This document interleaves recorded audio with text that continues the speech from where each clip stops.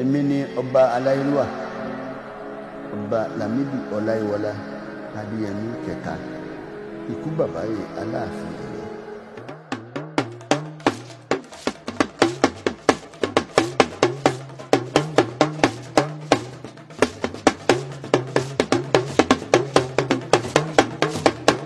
Kábíyèsí, ǹjẹ́ ẹ lè sọ ìtàn tó rọ̀ mọ́ ìlú Ọ̀yọ́ fún wa láti Ọ̀yọ́ ilé tó fi dé Ọ̀yọ́ Aláàfin?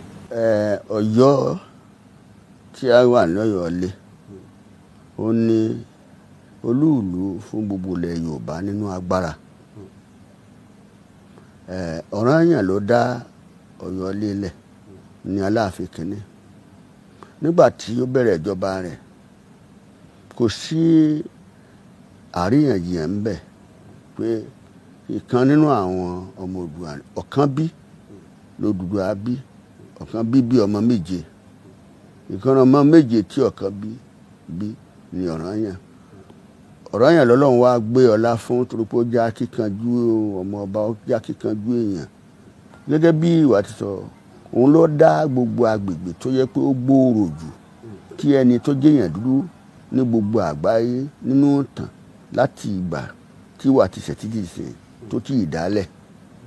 Agbára àti ọgbọ́n àti jagunjagun ogun jíjà ló fi dá ibi tá à ń pè ní Ọ̀yọ́ Empire lẹ̀.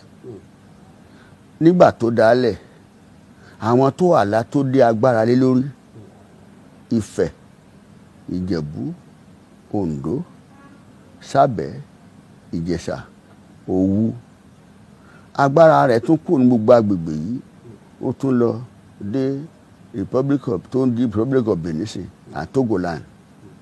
Gbogbo ẹ̀ tá bá wò nínú tá bá ṣe ìmọ̀ tá à ń pè ní geography, àwọn ibi tó kó síbẹ̀ tá à ń pè ní longitude tí àwọn èèbó ṣe láti mọ bí agbègbè tó wà ní longitude ní dìgírì 5 àti dìgírì 9 ní north, latitude 3.5 àti 5.5 àti 3 ibi tó jẹ́ ìka ibi tó gbòòrò jù tí kò tí ì ṣe ẹnìkankan nínú aláwọ̀ dúdú tó ti darí ẹ̀ lọ.